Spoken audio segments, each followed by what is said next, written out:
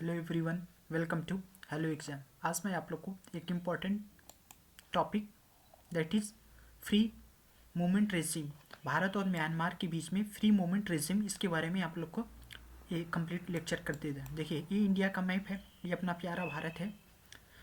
उसके बाद ये आपका फिजिकल मैप है वर्ल्ड, ये इंडिया का। उसके बाद यहाँ से जो आप लोग का यहाँ पे है अभी कॉन्फ्लिक्ट दिखाई दे रहा है इंडिया और वर्मा के बीच में, इंडिया और म्यांमार। म्यांमार का पुराना नाम वर्मा है।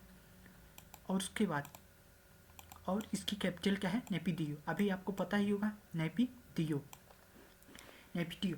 उसके बाद आपको पता ही होगा कि म्यांमार में मिलिट्री शासन है, जो वहाँ पे सरकार रही है उसको चेंज करके मिलिट्री गवर्नमेंट आ गई है। तो इसलिए जो भारत और म्यांमार के बीच में था जो फ्री बॉर्डर रिजीमेंट था, उसके बारे में और समस्या आ रही है। इस समस्या को देखते हुए इसमें क्या क्या किया गया? देखिए, ये इंडिया का साउथ का मैप है, ईस्टर्न पार्ट का मैप है। सेवन सिस्टर का जो पार्ट है ये है, ये आपका। फिर इसके बाद ये इस पार्ट से यहाँ पे आपका क्या है? नागालैंड, मणिपुर, मिजोरम, नागालैंड, मणिपुर, मिजोरम, ये आपका बॉर्डर है। उसके बाद यहाँ से ये आपका होते हुए ये आपका एक है, ये आपका म्यांमार का बॉर्डर है। अब इसमें ये समस्या आ रही है कि जो भारत और म्यांमार के बीच में बॉर्डर था, जो भारत और म्यांमार के बीच में जो आपका ये बॉर्डर बना हुआ, इसमें ये समस्या आ रही है। इसमें ये क्या आ रहा है आप समझिए कि फ्री मूवमेंट रेजिम जो पास हुआ था इंडिया और म्यांमार के बीच में इंडो बर्मा बॉर्डर के बाद, ये अंग्रेजों के द्वारा इस पहली बार जब ये डिसाइड किया गया था, जब ये अलग हो रहे थे, तो ये सही से सेपरेशन नहीं किया गया था। इसमें क्या क्या समस्याएं थी? अंग्रेजों के द्वारा उसका निर्धारण नहीं किया गया था। फिर कई स्थानों पर, समूह पर, कई देशों के समूह को, सीमाओं को छोड़ा गया था। मतलब कि कई घर ऐसे थे इंडिया और म्यांमार में जो इस साइड उसका आधा पार्ट इंडिया में लाइक करता था और आधा पार्ट म्यांमार में लाइक करता था। ये समस्या आधी ज़्यादा आते थे। और वहाँ की एक दूसरी समस्या, तो वहाँ के जो ट्राइब्स थे, लोकल ट्राइब्स, वो दोनों में पार्ट में थे, इंडिया और म्यांमार, उनको दोनों के लिए, तो उनके लिए एक रेजिम बनाई गई थी। इस रेजिम में क्या था कि 16 किलोमीटर के रेंज में, 16 किलोमीटर के रेंज में वो दोनों फ्री मूवमेंट रेजिम पास कर सकते हैं। इस फ्री मूवमेंट रेजिम से क्या रहता था कि वो दोनों एक दूसरे को, मतलब उनकी कल्चर और डाइवर्सिटी के हिसाब से वो दोनों आ जा सकते हैं, दोनों की जगह पर करते हैं। लेकिन उसका मिस यूज हुआ। इस मिस यूज की तरफ से उन्हें क्या था, दोनों अस्थायी समूहों के लिए दोनों मतलब सीमा की घोषणा की गई। इसमें क्या, सीमा पर परिवार का घर भी था। मतलब कि कई ऐसे घर थे जो एकदम बॉर्डर पर रहता था, मतलब ईस्ट और वेस्ट साइड में। East side is belong to the Myanmar and west side belong to the India. So there is problem.